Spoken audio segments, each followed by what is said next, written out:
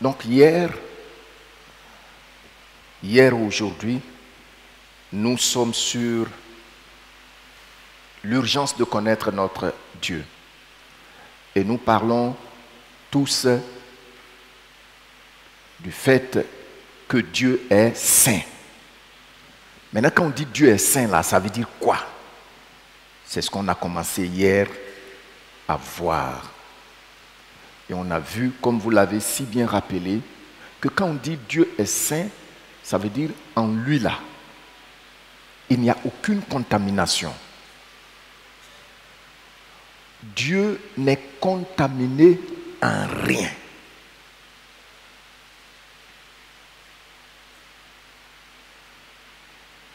Dans sa nature, dans ses vertus, dans son état moral et éthique. Ça, c'est des gros mots. C'est pourquoi hier, j'ai pris le temps de développer avec vous la compréhension pratique. Donc, Dieu est complètement séparé de tout ce qui est nuisible, de tout ce qui est honteux, de tout ce qui est mauvais. Et donc, on a pris le temps, on a vu dans la pratique, qu'est-ce que ça veut dire encore? Ensemble, on a vu Galates. On a vu Galates chapitre 5. Lorsque nous voyons le cœur de Dieu, dans Galates chapitre 5, comment c'est? Galates chapitre 5, verset 22.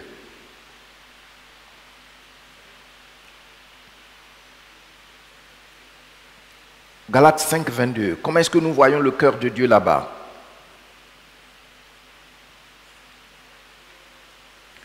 Oui.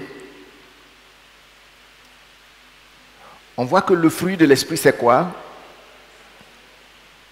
C'est l'amour, la joie, la paix, la patience, la bonté, la bénignité, la fidélité, la douceur, la tempérance. La loi n'est pas contre ces choses. Amen. Donc, voici le cœur de Dieu. Et c'est ce qu'on a développé. Et on a vu que quand on dit que Dieu est saint, tu vas prendre scanner pour bien regarder dans ses pensées. Tu ne trouveras aucune mauvaise pensée te concernant. Pardon, il ne faut pas oublier ça. Amen. Tu vas regarder, fouiller dans les pensées de Dieu jusqu'à... Tu ne verras aucune ruse te concernant. Amen. Tu vas regarder dans les pensées de Dieu et tu vas trouver les projets de paix pour toi. Alors quand on dit Dieu est saint, c'est de cela qu'on parle. On ne parle pas de quelqu'un qui est dans un boubou blanc,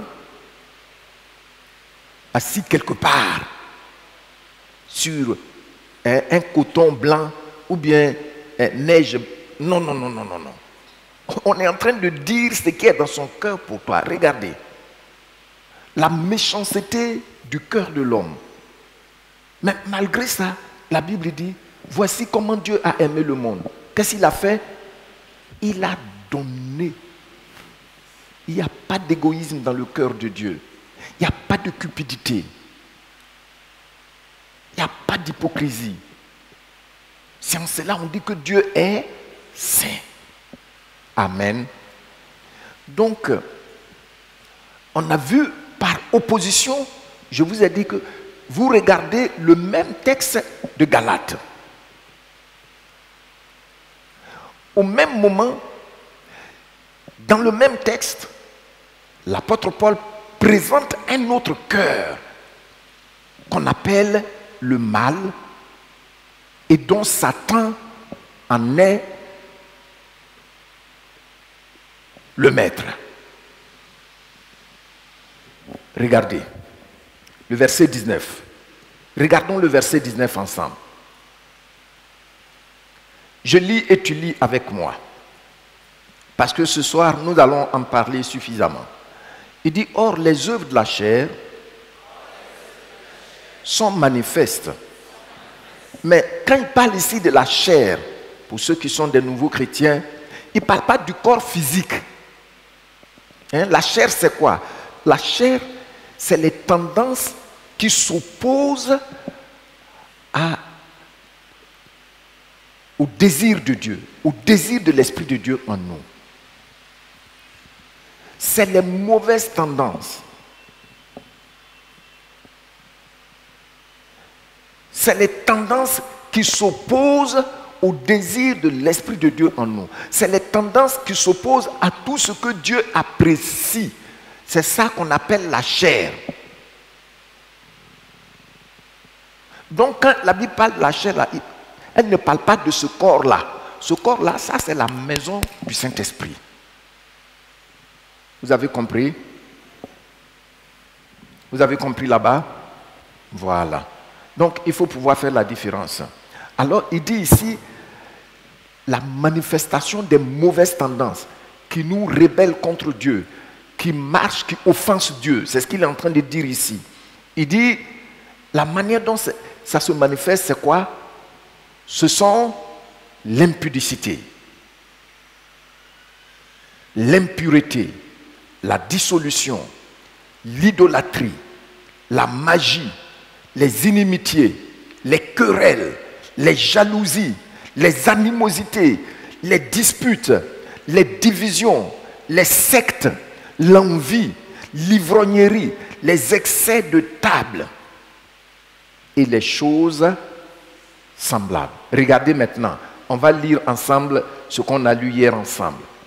Les choses semblables. Maintenant, 1 et 2. Les choses semblables. Qu'est-ce qu'il dit? Je vous dis d'avance. Tu lis après moi. Je vous dis d'avance,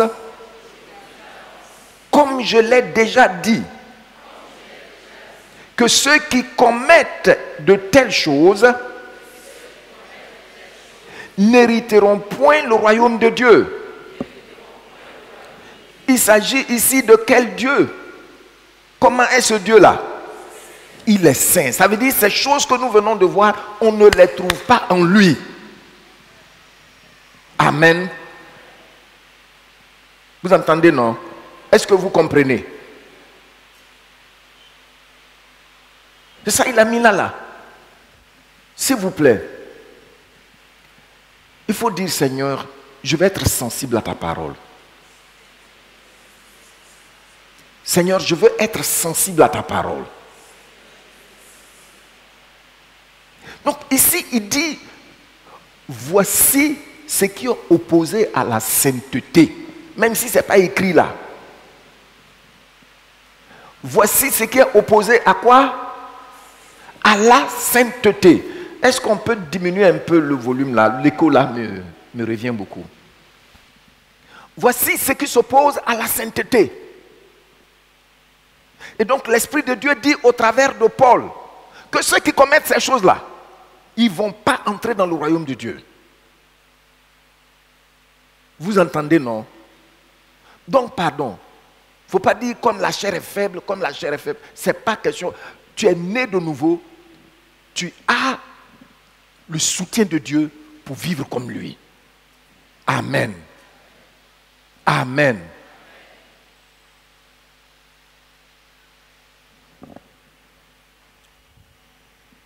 Donc, si vous comprenez ça, tu vois, aucun mensonge n'est en lui. Aucune ruse n'est en lui. Aucune hypocrisie n'est en lui.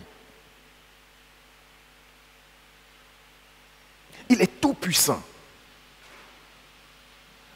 Et Dieu, c'est ce qu'on va voir demain à la veillée. On commence demain, par la grâce de Dieu, à la veillée, Quand on dit Dieu est tout puissant, là, qu'est-ce que ça veut dire? Apprêtez-vous. Vous savez, un aspect, un but important de l'enseignement de la parole de Dieu, c'est de te préparer à soupirer après la révélation que tu as reçue, la manifestation de la révélation. Tu dois t'attendre à cela. On parle du Saint-Esprit, on est en train de parler de la sainteté de Dieu. Nous allons voir tout à l'heure la suite. Mais si tu ne soupires pas après ça, après avoir entendu ça, tu ne t'attends pas à ce que l'Esprit de Dieu manifeste là, ça sera un temps perdu. Que le Seigneur nous en épargne. Que le Seigneur nous en épargne. Qui veut soupirer après la sainteté? Merci. Maintenant, c'est le deuxième jour. Qui a compris maintenant, de façon pratique, ce que c'est la sainteté? Quand on dit que Dieu est saint, qui a compris ça? Vous voyez, non? Tu es béni au nom de Jésus-Christ. Parce qu'il y a des gens qui ont défilé dans les lieux de culte pendant 10 ans sans jamais comprendre ce que ça veut dire. Quand on dit Dieu est saint, ça veut dire quoi? Il ne connaît pas. Il va te dire son cœur est blanc. Son cœur est blanc, ça veut dire quoi? Parce que c'est la compréhension qui peut nous aider à passer à une application pratique. Quand tu comprends, tu peux bien appliquer à ta vie ce que tu as compris. Et la transformation vient. Alléluia. Donc, quand tu es là, dans ton esprit, il faut te dire que dans le Seigneur là, dans le cœur de notre Dieu là, dans son esprit, il n'y a pas de ruse. Je dis quoi? Dans son cœur, il n'y a pas quoi? Il n'y a pas de malice. Dans son cœur, il n'y a pas quoi? Hypocrisie. Jalousie. Il n'y en a pas, il n'y en a pas. C'est-à-dire, tu vas chercher, il n'y a pas une seule trace, une trace de jalousie. C'est lui notre Dieu. C'est lui notre Dieu. Oui, il a ouvert son cœur comme ça. Je vous ai dit hier qu'à l'école de théologie, il y a des choses qu'on nous enseigne, mais il y a des... Concernant la vie pratique là. Non. Si à la faculté de théologie, quelqu'un t'enseigne et puis il parle des choses pratiques, pas des courants qui te laissent dans l'air, c'est qu'il est pasteur. Je me souviens quand j'étais allé à la faculté ici,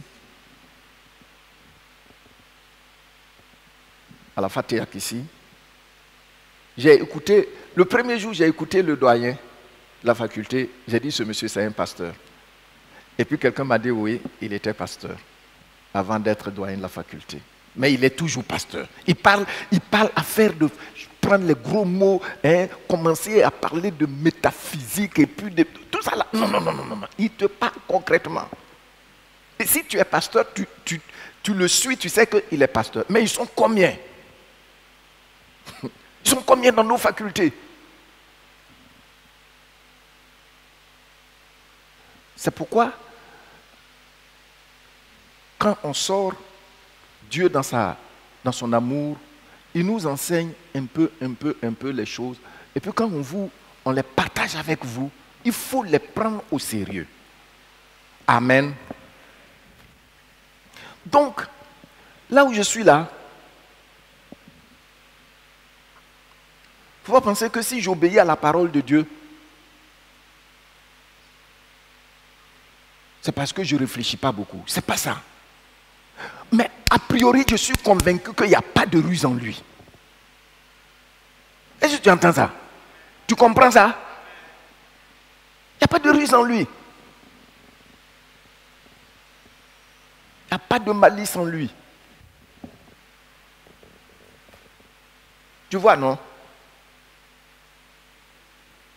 Donc quand je dis je comprends que Dieu est saint, c'est ça. C'est pas qu'on ne réfléchit pas beaucoup. Non, non, non, non, non, non. Mais on comprend ce que ça veut dire. Dieu est saint. C'est-à-dire, quand tu le prends là, il dit, c'est lui-même qui t'informe. Il dit, j'ai des projets de paix et non de malheur pour toi. Qui a projet de malheur? C'est opposé là. Satan. Lui, c'est palabre. Lui, c'est humiliation. Lui, c'est comment faire pour t'humilier. Lui, c'est comment faire pour te tuer. Lui, c'est comment faire pour t'injecter une maladie. Et puis, oh, j'ai vu un passage dernièrement dans la Bible, mais bien aimé, c'est intéressant. Je vous réserve ça pour une autre fois. Oh! J'ai lu ça plusieurs fois, mais je n'avais pas compris. Le diable, tout ce qu'il fait, comment faire pour que toi, tu maudisses ton Créateur? C'est ce qu'il fait. Mais regardez notre Dieu. On dit la joie. Car le fruit de l'esprit, c'est quoi? La joie, la paix. Regardez, le monde manque aujourd'hui de paix. Le monde manque de joie. Partout maintenant, c'est la drogue. Même les drogues dures. Moi, j'ai grandi avant d'entendre le nom de certaines drogues à la télévision. Mais maintenant, même les écoles, regardez les écoles. Mais les gens prennent la drogue pourquoi? Est-ce que c'est tout le monde qui prend la drogue pour aller tuer? Est-ce que c'est tout le monde qui prend la drogue pour aller voler? Non, ils veulent un peu de joie, un peu de paix. Pourtant, ça n'y est pas. Parce que celui qui pousse les gens en cela, il n'y a pas de joie en lui.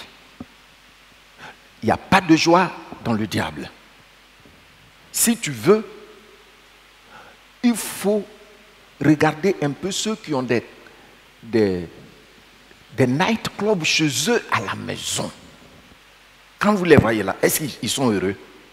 Ils n'en ont pas. Parce que le Dieu qu'ils servent n'est pas saint. Regardez bien, regardons-nous. Il y a un chant. Il y a un chant là. Oh, il y a très longtemps on a chanté ce chant-là.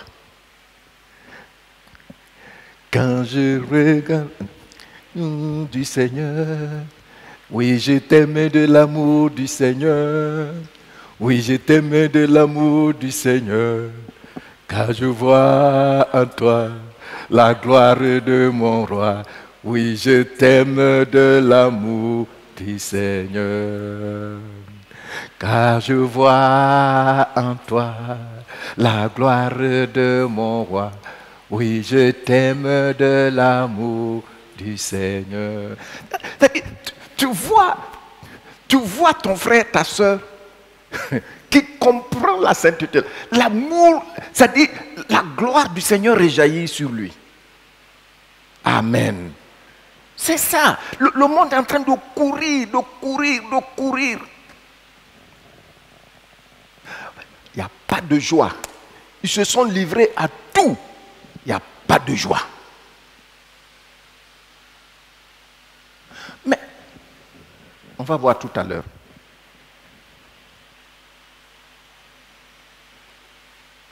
Il n'y a pas de joie. Dans le cœur de Dieu, tout est bon et entièrement bon. Je suis en train de citer ou de paraphraser un peu Yonggi Cho dans son livre que j'ai lu en anglais, Salvation, Health and Prosperity. C'est là-bas que j'ai lu ça. Il dit, en notre Dieu, tout est bon.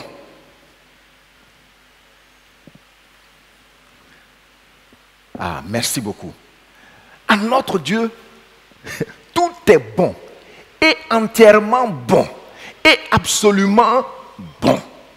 Mais dans le diable, dans Satan, tout est mauvais, entièrement mauvais et absolument, il n'y a pas bonne sorcellerie. Il faut entendre ça.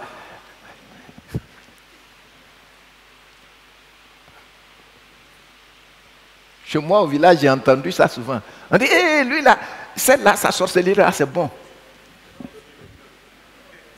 Qui a dit ça? Quand le diable fait un deal avec toi, vous voyez, non? Il ne va jamais te dire ce que ça va te coûter à la longue.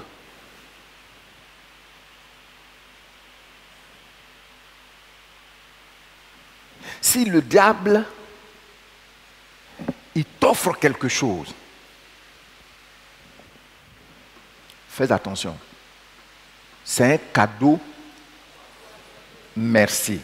Et qui coûte 10 fois plus cher que ce qu'il va gagner de toi. 10 fois moins cher que ce qu'il va gagner de toi.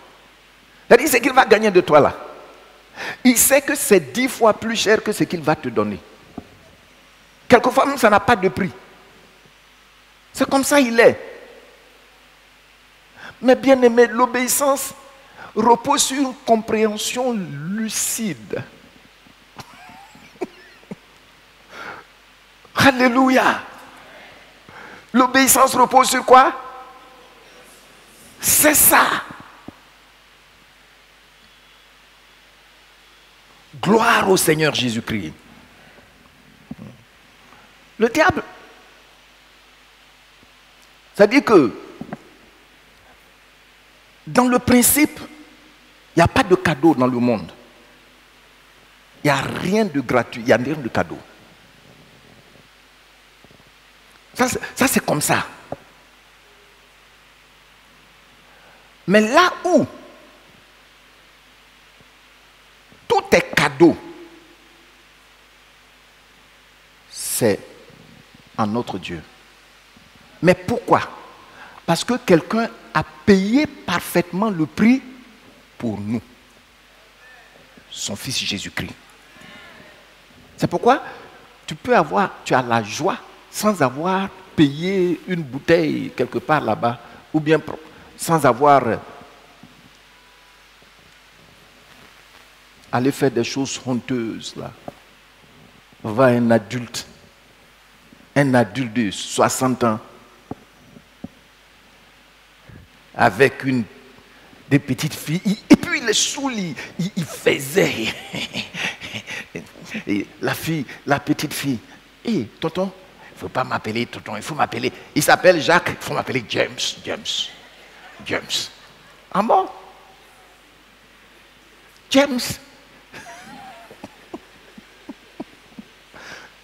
Oh, quand on ne sert pas le Dieu saint, ou quand on est dans sa maison et puis on ne comprend pas ça, non, c'est pas bon.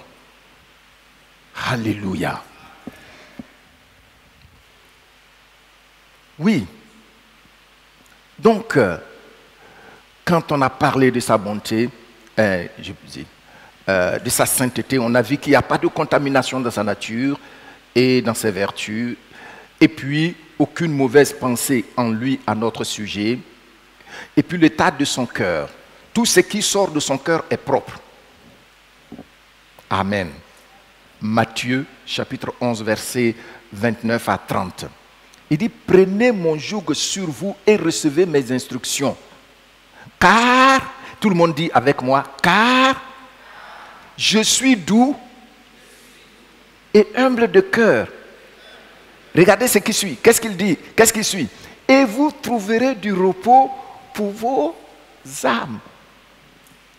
Vous entendez ça? Tout ce qui sort de son cœur là est propre, bon et parfaitement vrai. Amen. Oui. Quatrièmement, aujourd'hui nous continuons. Sa parole ne renferme aucune méfiance,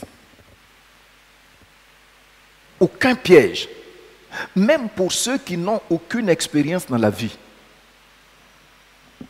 Sa parole ne renferme aucune méfiance, aucun piège, même pour ceux qui n'ont aucune expérience de la vie. En cela, notre Dieu est saint. Je ne me détache pas de ça, hein. Je reviens là-dessus pour que tu puisses bien intégrer ça en toi.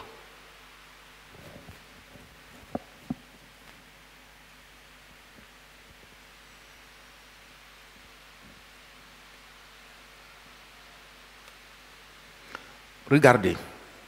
Psaume 19, versets 7 à 11. Et je voudrais, s'il vous plaît, qu'on lise ça d'une manière distincte. Il faut t'écouter quand tu vas lire ça. Psaume. Oui. On part du verset 7. Voilà, c'est ça. Est-ce que tout le monde voit ça? Je lis et puis tu lis après moi. Sois sûr que tu es en train de lire avec moi par rapport à ce que je viens de dire. Regardez. La loi de l'Éternel est parfaite. Elle restaure l'âme. Le témoignage de l'Éternel est véritable. Terminez la phrase. Vous voyez, ça fait partie de sa sainteté. Quand on dit le saint là, c'est ça. Même l'ignorant. Même l'ignorant. Ça te rend sage. Il te rend sage. Ça, c'est le Dieu saint. Hein, il ne te rend pas insensé. Non, non, non, non, non, non, non. Il te rend sage. Donc quand on dit que notre Dieu il est saint là, c'est ça, tu dois comprendre ça. Amen. Et puis nous continuons, verset 8. Les ordonnances de l'Éternel sont comment? Qu'est-ce qu'elles font? Est-ce qu'on a besoin de drogue? Est-ce qu'on a besoin d'aller commettre adultère ou bien impudicité pour avoir le cœur réjoui? Tu n'en as pas besoin. Gloire au Seigneur. Gloire au Seigneur. On dirait que tu ne suis pas. Hein? Oh, est-ce que c'est pas doux ça là? C'est ça qui sort de lui. C'est ça qui sort de lui. Alléluia. Elles réjouissent le cœur. Elles font quoi? Les instructions que Dieu donne là réjouissent le cœur. Et nous continuons. Les commandements de l'Éternel sont purs. Tu vois encore la sainteté qui vient ici, non? C'est ça. Ils font quoi? Hein? Oh. Tu deviens lucide. Tu vois clair.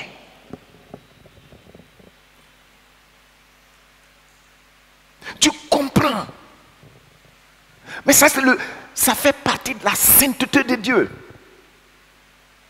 Notre Dieu là, il faut le connaître. Hein? Gloire au Seigneur. Tu as vu? Et puis, oh.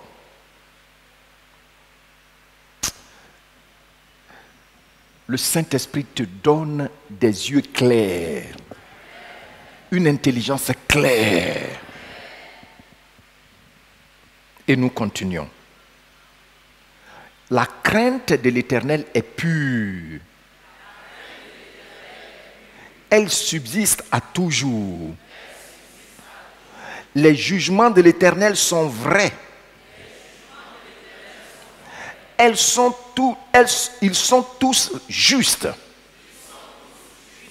Ils sont plus précieux que l'or, que beaucoup d'or fin.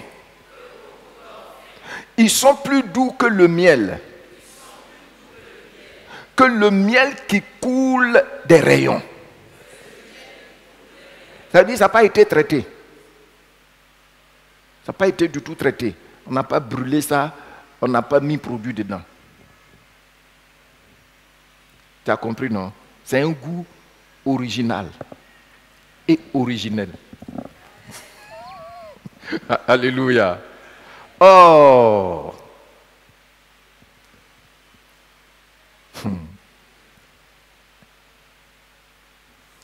Regardez ce qu'il dit, verset 11.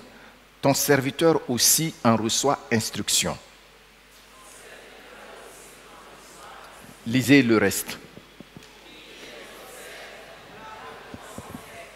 Vous voyez, non? La récompense est comment? La récompense est comment? Si tu es en Côte d'Ivoire, où on dit qu'on est pauvre, on a mis ça dans nos têtes depuis l'école primaire jusqu'à la fin des études. Mais si tu es ici, comment sera ta récompense? Je ne t'entends pas. Tu as vu? Ta récompense ici est grande. Partout où tu te trouves, partout se trouve un enfant de Dieu. Même s'il est en Sibérie où c'est seulement la glace qu'on voit, on ne voit même pas une seule herbe. Sa récompense est grande. C'est ça la sainteté. La sainteté donne toujours une bonne récompense. Secouer. Et puis fait quoi? Serrer. Et puis on met encore dedans. Oh, acclamons le Seigneur.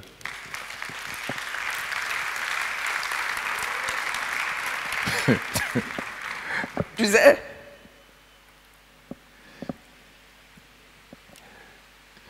j'ai une profonde conviction à mon sujet. Je ne mérite rien. Ça, c'est le point de départ. Et l'autre point, c'est que la récompense que Dieu m'a donnée dans ma vie et me donne chaque jour est grande. Et elle n'est suivie d'aucun. Pourquoi? Parce que ça vient du Dieu saint. Amen. Tu as vu? Quand on parle, on dit les saints là, c'est ça. Dieu ne tend jamais un piège aux hommes dans tout ce qu'il enseigne, dans tout ce qu'il dit. Il ne va jamais te tendre un piège. Tu as vu, non? Est-ce que tu comprends ça? D'accord. Et nous allons voir maintenant l'importance de comprendre la sainteté de Dieu pour nous, ou son impact normal sur la vie du croyant. C'est notre dernière partie. Maintenant, quand on dit Dieu est saint, ou même quand tu pries souvent, tu dis « Je te remercie, Éternel, je t'adore, nul n'est semblable à toi, tu es saint ». Maintenant, tu comprends ce que ça veut dire. Maintenant, quand j'ai compris là, quel est son effet sur ma vie? Je comprends que Dieu est saint. Quel est son effet sur ma vie?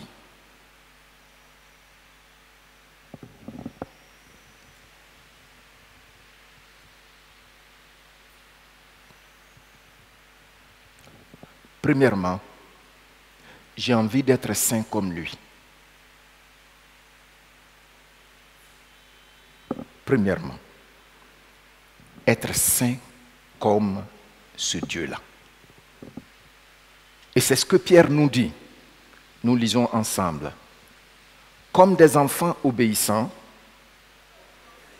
je voudrais que tout le monde lise avec moi. Comme des enfants obéissants, ne vous conformez pas aux convoitises que vous aviez quand? Ces convoitises, quand est-ce que vous les aviez eues? Ah, le texte n'est pas là, hein? Quand? Autrefois. Ça veut dire que maintenant, ce n'est plus là, quand bien même que la tentation est là. C'est autrefois, c'était en toi. Mais quand le Dieu saint est entré en toi là, ça y est là, souvent ça t'appelle. Il dit, il ne faut plus les accepter. Amen. Tu as compris ça? Maintenant, en fait, se rendre conforme, l'image qui ressort du mot grec, c'est quand vous voyez les gens qui font les marmites ou bien les statues en bronze là. Ils font, voilà,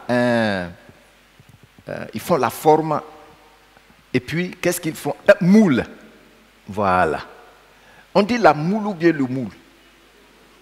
Le moule. Voilà. C'est vrai que je ne suis pas francophone, mais je veux bien parler français. Voilà. Vous voyez, ils font le moule. Par exemple, la marmite, ils font le moule. Et puis, qu'est-ce qu'ils font? Ils coulent le liquide, l'eau de l'aluminium dans le moule. Et puis, ça prend la forme. Quand ça a pris la forme et puis c'est devenu sec, ils fendent, ils ouvrent ça, et puis on a une marmite. C'est comme ça qu'ils font aussi les masques. Donc ici, l'Esprit de Dieu est en train de nous dire au travers de Paul, il ne faut pas te couler dans le moule que tu as quitté avant là. Il ne faut plus te couler dedans. Tu as compris, non?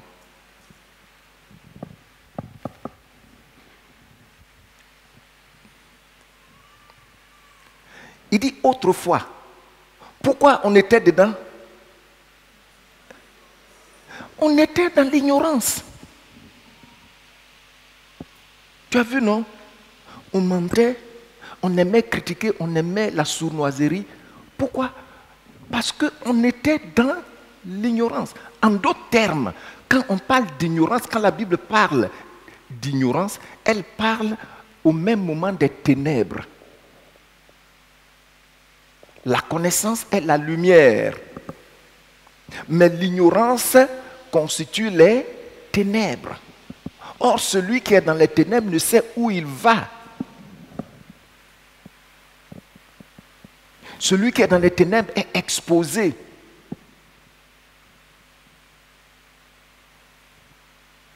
Si beaucoup de personnes savaient qu'en mentant, le coefficient de ton intelligence diminuait, ils n'allaient pas le faire.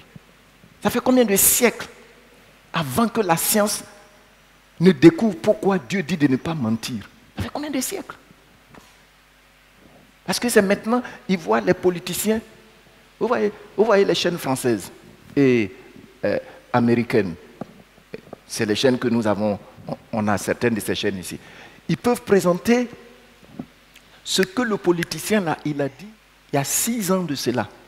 Et puis ce qu'il a dit hier, c'est complètement différent. C'est opposé. Et puis il présente ça. Mais pourquoi? Parce que quand tu mens, ton coefficient intellectuel diminue. Les gens pensent que la foi chrétienne, ça ne donne rien. Non, non, non, non, non. Ça te rend lucide. Alléluia. Il dit autrefois on faisait ça parce qu'on était dans l'ignorance. C'est-à-dire on était dans les ténèbres.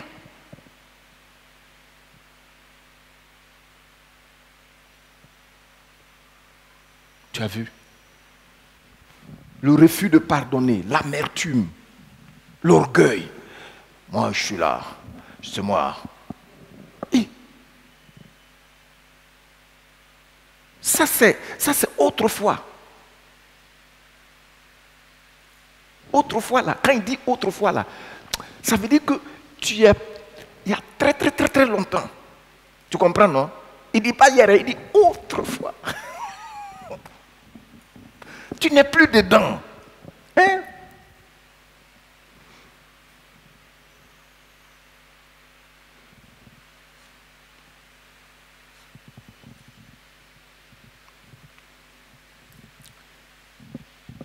Je pense que j'avais partagé ce témoignage ici avec vous. Il y a longtemps de cela, ce monsieur qui battait sa femme. En tout cas, il maltraitait sa femme. Et puis, un jour, il a accepté le Seigneur. Mais il n'a pas dit ça à sa femme. Mais petit à petit, sa femme a vu que quelque chose a changé. Il ne gifle plus, il n'insulte plus, il ne perd pas le contrôle comme ça. Non, non, non, non. Mais une deuxième chose que la femme a constatée, c'est que Le dimanche matin, il sort. Et puis, elle lui a demandé un jour, mais qu'est-ce qui se passe maintenant? Tu ne m'insultes plus, tu ne me frappes plus.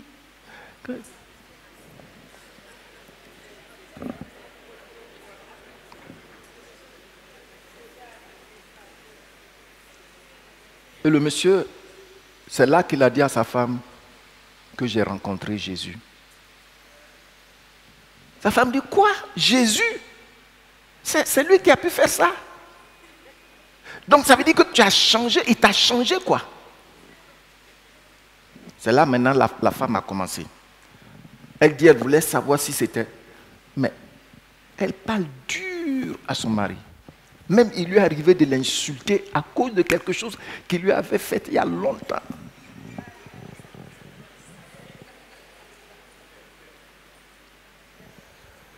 Et le monsieur regarde sa femme et ses larmes coulent.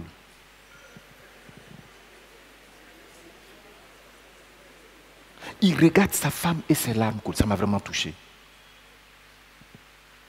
Vous voyez? Et c'est comme ça sa femme a pris sa décision. Que non, c'est que ce Jésus-là vraiment, il faut que moi aussi il entre dans ma vie. Et c'est après, elle a dû dire à son mari, demander pardon, que je voulais t'éprouver si c'était vrai. Et Jésus a réussi. Vous voyez, mes bien-aimés, autrefois, il y a des gens ici, là, ils giflent leur femme. Et puis ils n'en ont pas honte. Hein. Ils ne vont même pas pleurer devant le Seigneur dans le secret. Si tu veux pas pleurer devant elle, mais au moins devant le Seigneur, tu peux pleurer, mais ils ne vont jamais le faire. Hein. Vous les voyez? Ou bien elle insulte son mari. C'est pas toi qui as dit que tu peux te marier. Comme si tu n'as pas acculé ton pasteur pour dire, pasteur, mon âge est en train d'avancer. Pasteur, il faut prier pour moi. Pasteur, c'est toi qui dis ça. Non, mais bien aimé, l'apôtre Pierre, il dit quoi? Le verset 15. Mais puisque, je lis, mais puisque celui qui vous a appelé est saint, tu lis après moi.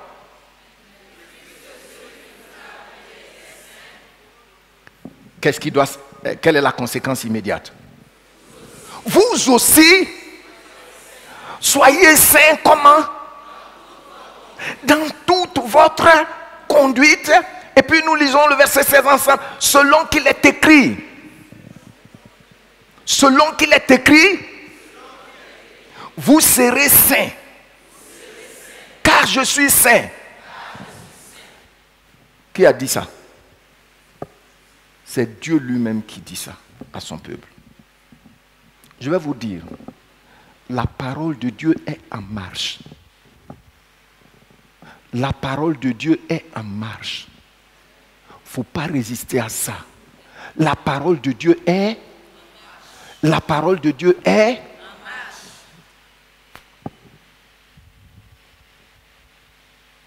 Pierre dit, nous devons être saints. On comprend ça maintenant, hein? Parce que celui qui nous a appelés, il est comment? Il est saint. Et puis maintenant, il dit, je vais vous montrer ça. C'est ça, ils ont mis 2 points là. Hein? Il faut montrer 2 points. D'accord, ce n'est pas ici, mais ils ont mis 2 points. Selon qu'il est écrit. Vous voyez, ils ont mis 2 points là. Ça veut dire que c'est une citation directe de ce que Dieu lui-même a dit à ses enfants. Et puis maintenant, il dit quoi? On continue. Vous serez saints, car je suis saint. Quand on comprend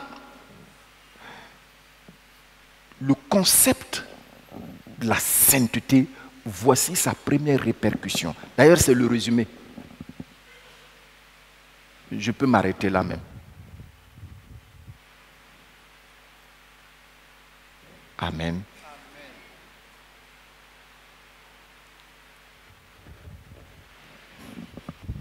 tel père, tel père, comme ça.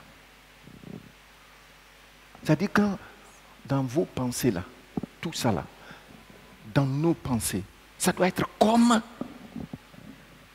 dans le cœur du Seigneur.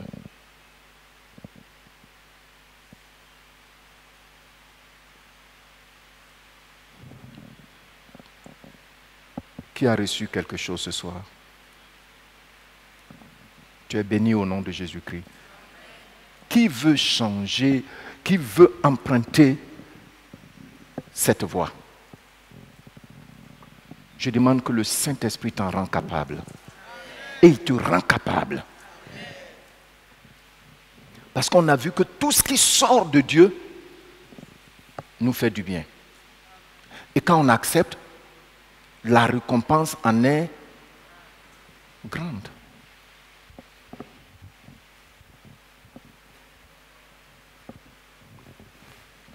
Je vous ai dit ici que j'ai été rejeté par mon père, mais ça n'a pas duré. Papa m'a rejeté, il a dit des choses qu'on ne devait pas dire. Un père devait dire à son enfant, mais il a dit quand même. Pourquoi? Parce que j'étais devenu chrétien et le village, j'ai donné ma vie au Seigneur et le village a vu que les enfants échouaient beaucoup. C'est seulement les étrangers qui réussissaient l'entrée en 6e chez nous. Donc, ils sont allés prendre Kudus. Vous savez que chez nous, il y a une université islamique. Ils sont allés prendre le président de cette université. Il est venu chez nous au village. Il a fait que les parents ont acheté un bœuf noir. Je ne sais pas combien de moutons.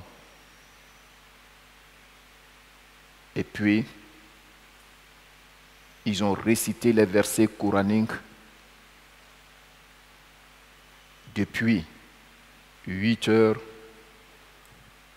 jusqu'à midi. Ils sont allés dans la cour de l'école, ils ont enterré des choses. Et puis ils ont fait une barrique de Nansigui, c'est-à-dire l'eau bénite ou quoi. Et puis maintenant ils ont donné de l'huile. Autant un parent avait des enfants, il prenait un peu d'huile. L'enfant doit mettre ça chaque jour sur ses yeux.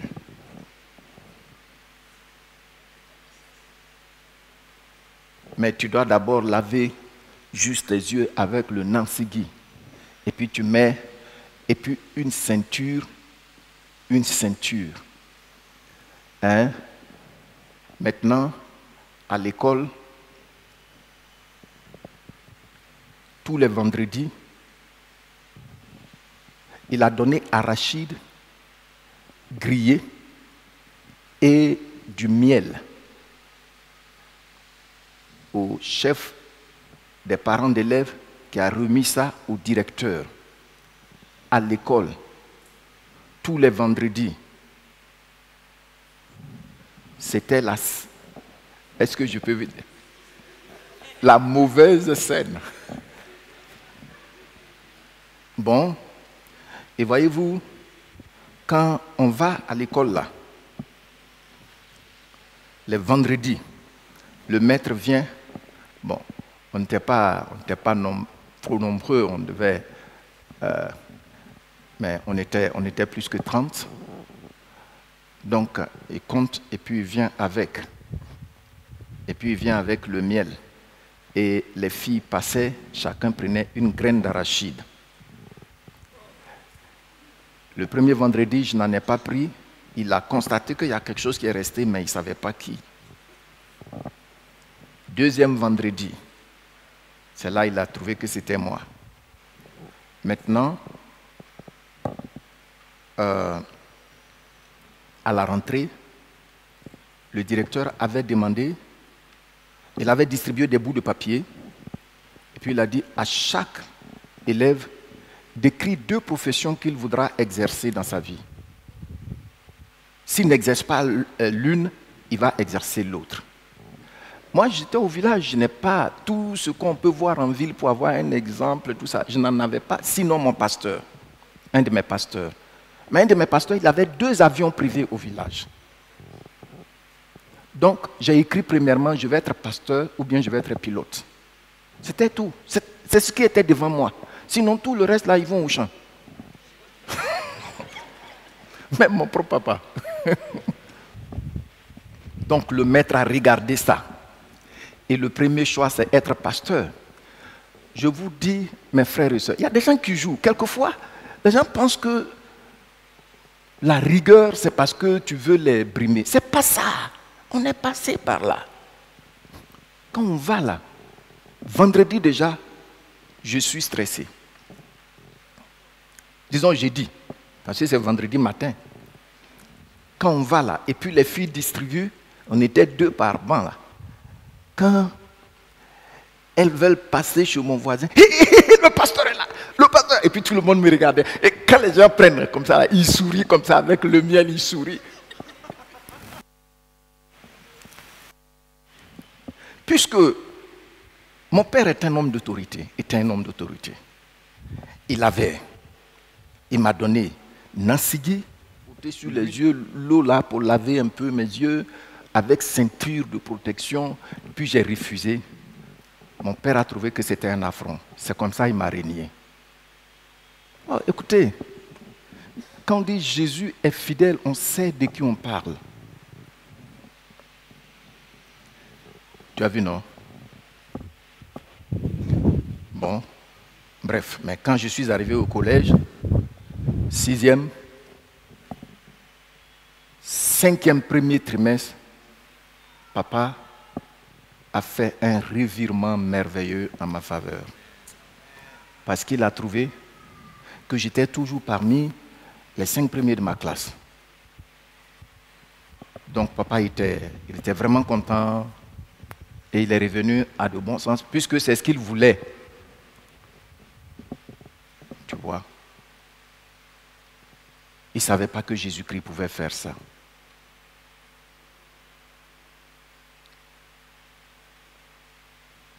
Mais je puis vous dire, la plupart de ceux de mon temps qui ont pris ça, ceux qui ont sorti la tête, qui sont allés au collège, c'est que naturellement, en classe, ils étaient brillants.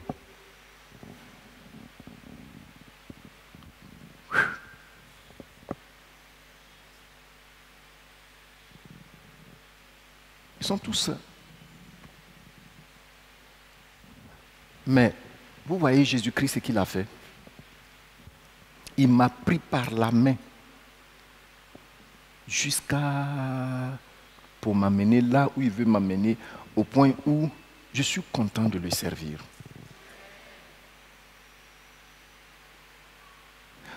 Tout ce qui est dans son cœur pour toi là, c'est bon et très bon.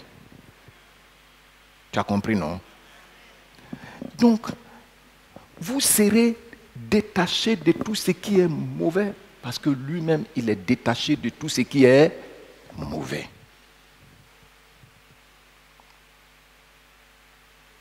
Apprenez ces passages par cœur. Donc quand Dieu qui nous a fait sortir des ténèbres là, comme on comprend maintenant comment il est saint, nous aussi, on doit en faire notre sujet de recherche. Amen. Il ne faut pas dire c'est comme ça je suis. Tu es accroché à quelque chose comme ça. Il faut laisser ça. Parce que le Seigneur veut te donner de grandes choses. Amen. Je vais vous lire ça dans Parole vivante. Parole vivante. Comme il convient à des enfants obéissants, ne vous laissez plus mener par les passions qui gouvernaient autrefois au temps de votre ignorance. Au contraire, montrez par tout votre comportement que vous êtes séparés du mal pour appartenir à Dieu. Vous voyez, non? Est-ce que vous pouvez faire venir ça? Ou bien ça est déjà là? Je reprends et vous allez lire après moi. Comme il convient à des enfants obéissants, ne vous laissez plus mener par les passions qui gouvernaient autrefois, non, qui vous gouvernaient autrefois au temps de votre ignorance. Au contraire, montrez par tout votre comportement que vous êtes séparés du mal pour appartenir à Dieu. Comme celui qui vous a appelé est lui-même séparé du mal. En effet, l'Écriture déclare: vous serez saints, car moi, je suis saint. Tu as vu?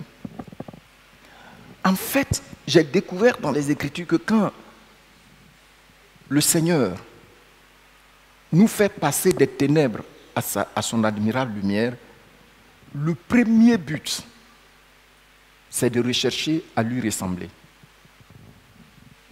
Regardez, ressembler à Christ, comme deuxième, Romains 8, 29.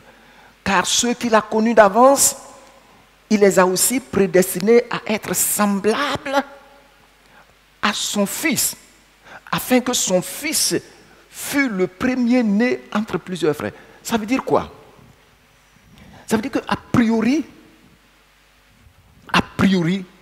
Dieu t'a donné le pouvoir de ressembler à Jésus-Christ. C'est ça, non? Parce qu'il dit qu'il t'a prédestiné. C'est-à-dire, quand il t'a conçu spirituellement, là, il t'a conçu pour que tu aies la force de ressembler à qui? À Jésus-Christ. Je reprends.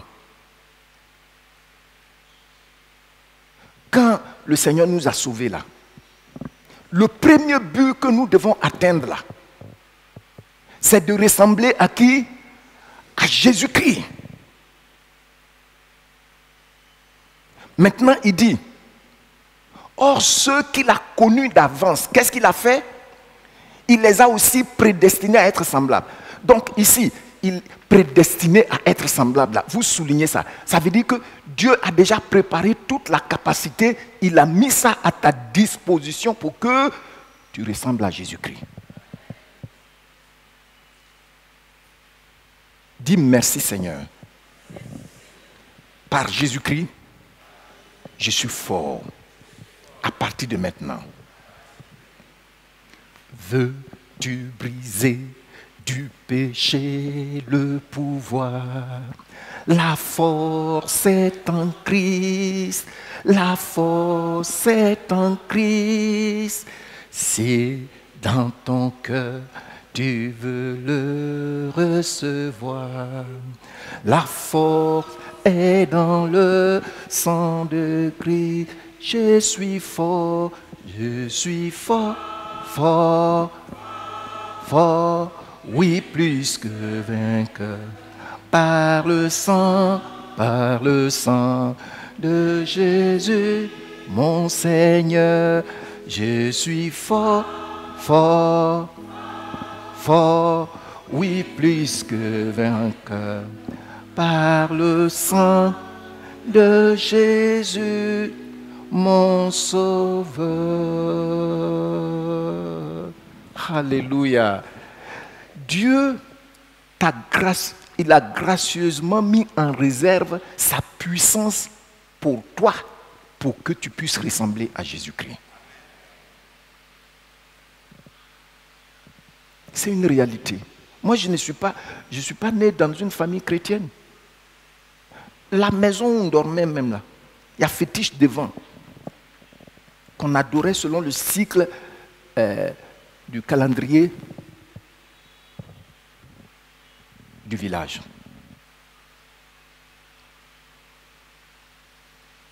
Mais comment se fait-il qu'il m'a gardé jusqu'à aujourd'hui? Il a mis cette puissance à ta disposition. Si tu veux l'accepter, dis Seigneur, je m'ouvre à toi pour accepter cette puissance. Je veux ressembler à Christ. Au nom de Jésus-Christ. Amen. Donc, rechercher la sainteté, c'est notre premier but. Tu vas voyager. Regardez aujourd'hui. Je vous dis,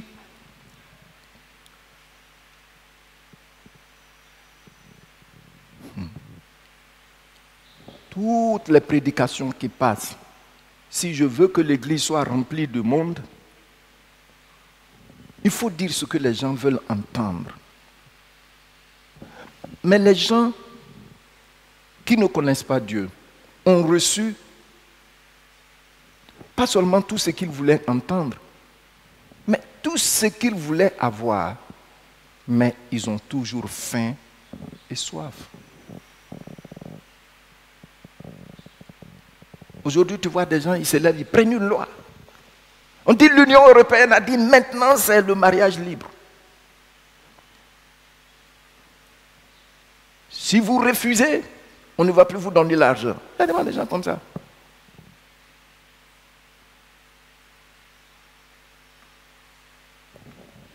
Mais qui sont ceux qui sont en train de mourir de froid parce que la Russie a coupé son électricité?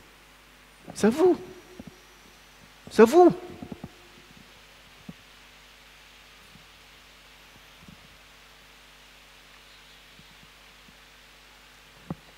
Il ne faut pas nous distraire.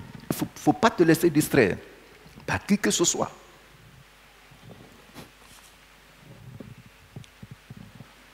Amen. Vous allez voyager. Vous allez voyager. Je vous ai conté mon témoignage.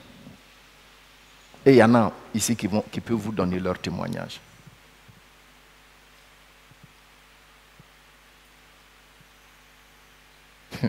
Je me souviens que j'ai fait un voyage de 3 jours en avion.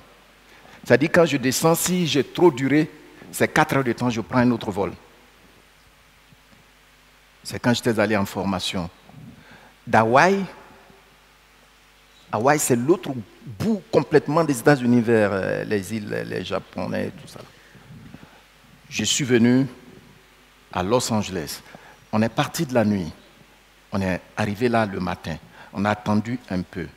Et puis, là même, on n'a pas fait 4 heures de temps. C'est à Bruxelles que j'ai fait 4 heures de temps. Il fait jour. Comme ce n'est pas sur le même fuseau horaire, ça fait que tu quittes là-bas, tu arrives ici, c'est un autre jour, c'est un autre jour. On arrive à Los Angeles, rapidement, je crois 2 heures de temps, un autre vol pour New York. De New York maintenant, un autre vol pour Chicago. Et puis de là maintenant, un autre vol pour Bruxelles. J'étais fatigué. À Bruxelles, là au moins on a duré. Et de là, je crois qu'on est allé au Burkina Faso, et puis de là on est rentré ici. Je suis arrivé, bon, et puis j'ai somnolé un peu.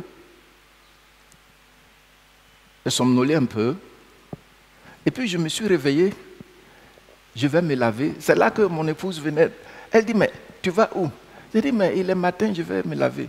Elle dit, mais on n'a même pas encore dormi. On a dit, qu'est-ce qui se passe? Vous voyez? Arrêtez, ne permettez plus que quelqu'un vous distrait.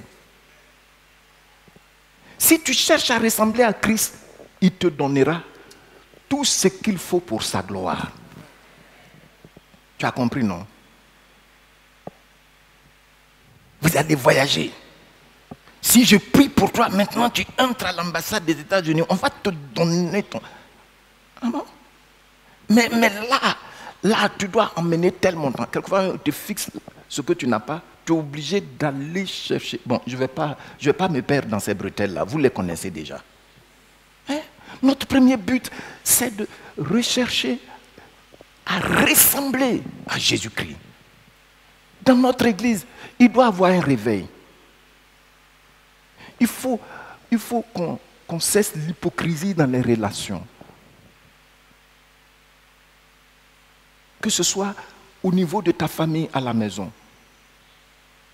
Que ce soit ici, dans la communion fraternelle. Parce que voici notre but. Gloire au Seigneur. Regardez.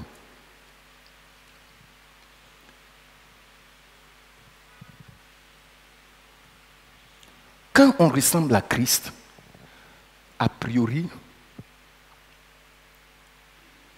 on a la victoire sur Satan et ses démons. Quand on ressemble à Christ, a priori, on a la victoire sur Satan et sur ses démons. Je vais vous montrer ça. Positionnez Jean. Et il me semble que c'est là que je dois m'arrêter, c'est ça. Jean chapitre 14, verset 30.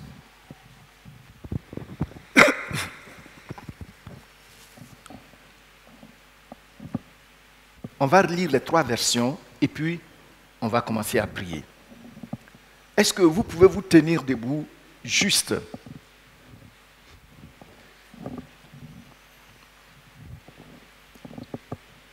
Le temps qu'on lise d'abord ce passage ensemble.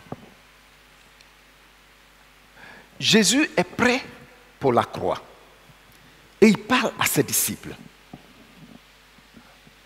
Alors, je lis et tu lis avec moi. Je ne parlerai plus guère avec vous. Car le prince du monde vient. Et puis qu'est-ce qu'il dit? Il est saint. Si le diable n'a pas pu vaincre le Seigneur Jésus, c'est qu'il n'avait rien en lui. Lisons la version qui suit.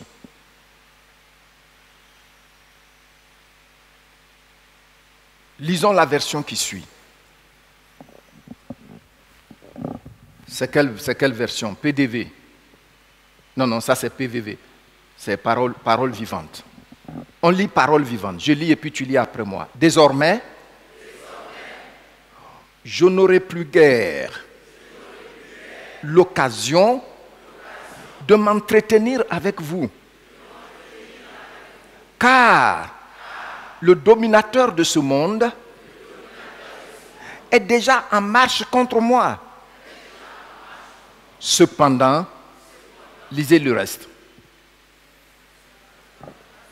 Lisez le reste. Cependant, oh, ça n'y est pas. Bon, d'accord, je vous lis ça et puis vous. Cependant, il n'a aucune prise sur moi. Il n'a aucune prise sur moi. Tu entends ça, non? Donc, quand est-ce que l'ennemi peut disposer de toi? C'est quand il a ce qu'il a en lui, en toi. Vous comprenez ça? Il y a les gens qui sont amers, orgueilleux, des femmes qui insultent leur mari. Mais comment tu... Mais le diable a déjà ce que... Si tu veux, on vient à l'église, commence à prophétiser. Mais le diable va disposer de toi. Sommes-nous en train de parler du même Dieu, de ce Dieu saint-là, que les autres ont connu? Comment il va dire, tu ne m'en diras jamais ton pain, et puis toi tu m'en dis ton pain? Qu'est-ce qui se passe? C'est quel démon qui peut résister à la puissance de la parole de Dieu en ta faveur? Où il est? Oh. On va lire parole de vie. Je ne vais plus parler beaucoup avec vous. Regardez bien ce qu'il va dire. Il dit quoi? Ah, c'est pas noté, hein? Oh, d'accord. Je ne vais plus parler beaucoup avec vous. Parce que le chef mauvais de ce monde vient. Vous voyez comment il a appelé Satan ici? Le chef mauvais. Le chef mauvais de ce monde-là. Il vient. Mais qu'est-ce qu'il va dire dans la suite? Pourquoi? Parce qu'il n'a rien en moi. Oui, la sainteté, son impact. Le Seigneur dit, ne craignez rien, n'aie pas peur.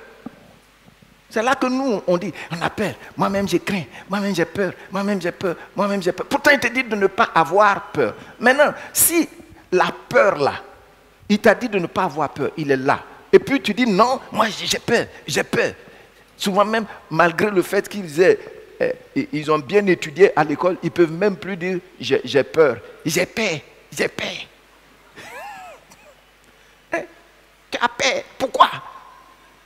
Mais si le diable trouve la peur en toi, c'est la peur qui lui ouvre, qui appuie sur le poignet à l'intérieur pour qu'il entre. Vous comprenez, non? Tout ce qui est du diable qu'on héberge en nous, quand il s'approche, quand ces démons s'approchent là, quand ces démons s'approchent, c'est ce qui appartient au diable qui est en nous qui vient lui ouvrir la porte. Or, quand on comprend que notre Dieu est saint, nous sommes appelés à être saints. Et que nous recherchons cela, nous sommes appelés à ressembler à Jésus-Christ. Progressivement, il assainit nos cœurs. Petit à petit, petit à petit. Et le temps de te rendre compte, celui qui venait ouvrir au diable ou bien à son démon, ces démons-là, la porte avant là, n'est plus là. Qui va lui ouvrir la porte? Qui va lui ouvrir la porte? Je ne t'entends pas. Qui va désormais lui ouvrir la porte? Personne. Mais bien aimé, si tu habites la maison de quelqu'un, et puis même tu fais de mauvaises choses dans la maison, pour te faire sortir là, il doit te donner un temps. Mais nous, si nous prenons la décision de ressembler à notre Seigneur Jésus-Christ, le déménagement est immédiat.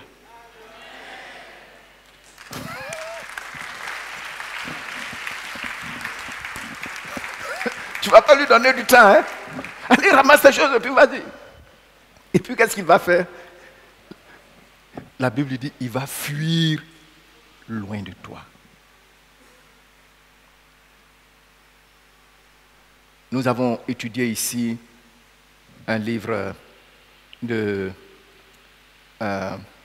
Church Shift de Sunday Adelaja. J'oublie le titre en français. Hein? Transformer l'Église. Et il a donné une image qui était vraiment frappante. Il dit, il y a un général, pendant une certaine guerre, et c'est réel, c'est vrai, ça fait partie, il a lu ça dans l'histoire. Pour prendre la ville là, ces subalternes lui ont demandé, mais comment on va faire? Il dit non, j'ai des piliers dedans. J'ai des piliers dedans. Même pour prendre Jéricho là. Jéricho a été prise avant qu'il n'arrive, que les gens ne reviennent. Pourquoi? Parce qu'ils ont eu un pilier dedans. Rahab. Je vous dis, l'ennemi a peur de toi. Je sais que ce n'est pas doux, mais c'est la vérité. Pourquoi? Parce que le sang qui t'a racheté là, il ne peut pas supporter ça, il ne peut pas regarder ça. Or, tu es marqué de ce sang-là. Ce qui fait que si tu n'héberges pas ce qui lui appartient, personne ne viendra en toi lui ouvrir la porte. Regardez comment les gens ont peur. Les sorciers, ils se sont levés encore. Les sorciers, ils vont me tuer et puis c'est fini. Tuez-moi maintenant même et puis c'est fini. Tuez-moi maintenant et puis c'est fini. Ils veulent gâter mon foyer. Ils veulent faire ceci. Ils veulent faire cela. Ils veulent... Oh! Pourtant, l'ennemi, il sait que si tu cherches à être saint comme le Seigneur est saint, il va venir, il verra sans que même tu ne le dises, il n'a plus rien en toi. Et c'est là ta victoire. Que Dieu nous bénisse.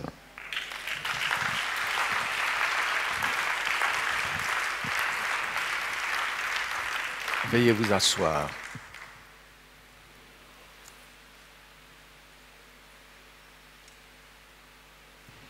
Élève la voix. Tu sais ce que tu as reçu. Remercie d'abord le Seigneur.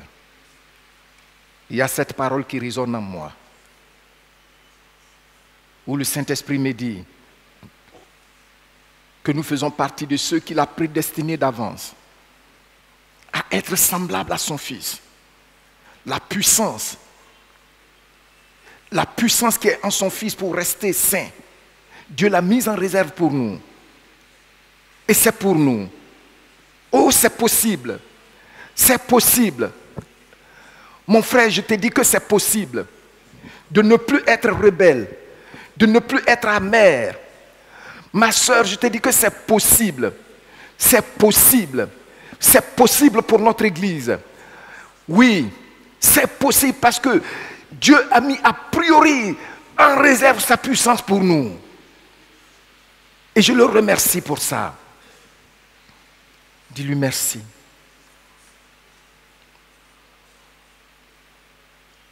Dis-lui merci.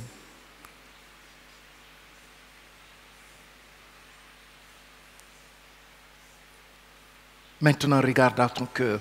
Tu connais ces squatteurs qui sont venus entrer. Toi-même, tu les vois. Expose-les devant le Seigneur. Et dis, Seigneur, je ne veux plus les héberger. Je réclame ton sang ce soir sur ma vie. Et je chasse ces squatteurs de ma vie. Au nom de Jésus-Christ. Tu les nommes. Tu connais les squatteurs là. Tu les nommes. Tu les nommes. Nomme-les. Tel squatteur. Le squatteur du mensonge. Le squatteur du mensonge.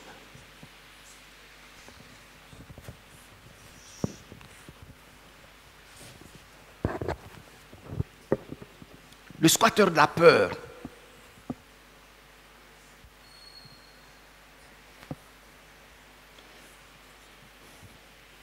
Le squatteur de l'impudicité, de l'adultère.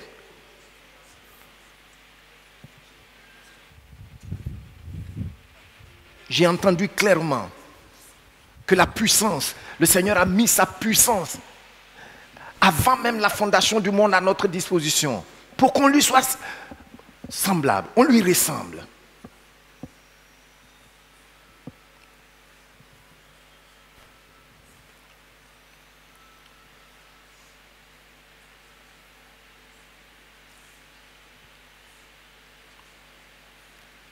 Si tu pouvais t'ouvrir, prier pour toi-même avec compassion.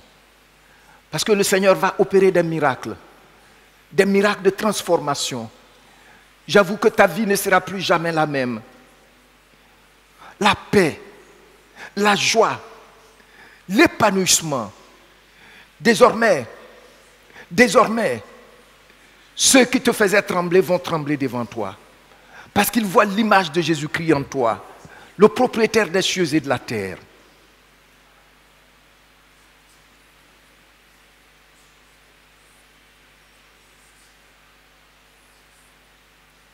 Dis-lui, Seigneur, touche mes lèvres, purifie ma langue, purifie mes lèvres.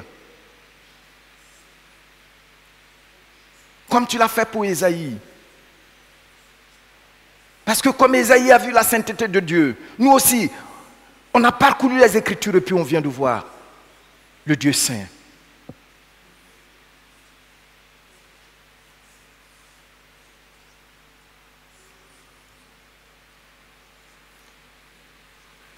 Je te sacrifierai à jamais mon cœur. Tu es le Dieu tout-puissant. Au nom de Jésus-Christ, je libère cet avenir. Tout ton avenir que l'ennemi a confisqué, je libère maintenant cet avenir.